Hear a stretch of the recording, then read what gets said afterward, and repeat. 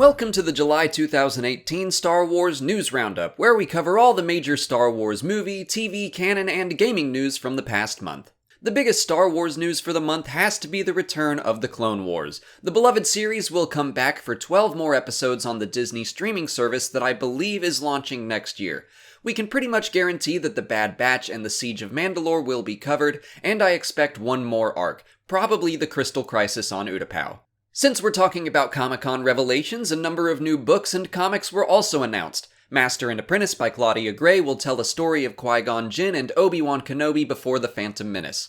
Queen's Shadow by E.K. Johnston will go into Padme's transition from Queen to Senator of Naboo after the Phantom Menace. The Tales from Vader's Castle comics will explore some spooky stories set in Star Wars that I expect will be aimed at a younger audience, and finally, 30 comic issues under the Age of Republic, Rebellion, or Resistance title will tell us stories of the heroes and villains that shaped each era.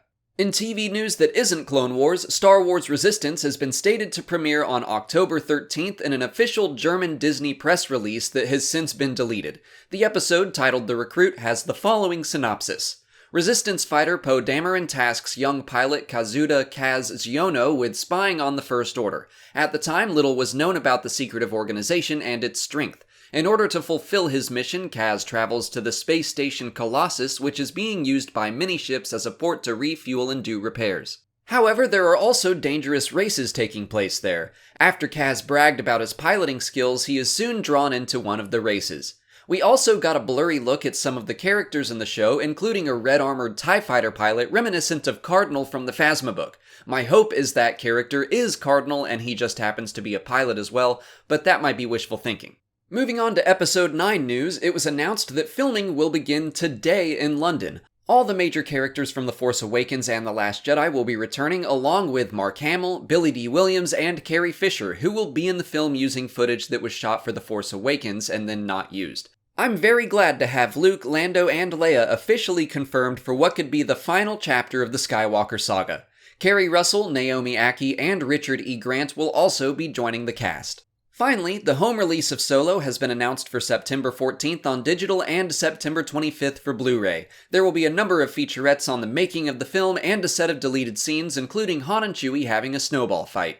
But that's it for movie and canon news, so now I'm going to throw things over to Elliot from Battlefront Updates for gaming news. Thank you, Alex. In terms of gaming news in July, it's been very quiet. If you start off with Battlefront 2, the game got a July patch early in the month that included the new Hero Starfighters game mode where you can play, well, Hero Starfighters, as well as the Celestan skin and some lightsaber changes. Unfortunately, the patch also introduced quite a lot of bugs, one of which made Palpatine so powerful that they had to temporarily remove him from the game. He's still not back in the game, and he will most likely be returning sometime in August, potentially after 1 month of absence. If you move on to Galaxy of Heroes, they got their quarterly roadmap on July 5th, which included some of the content we already got in July, as well as the fact that they talked about other changes such as to the mods in the game. In terms of new content, they celebrated the 15th Star Wars The Old Republic anniversary by adding characters like Bastilla Shan and Jolie Bindo, and they were also followed by Mission Vow and Zalbar as new characters in the game, among other stuff that was added in July. And for Force Arena, they added a bunch of Rebels characters to the game, such as Ahsoka Tano as Fulcrum,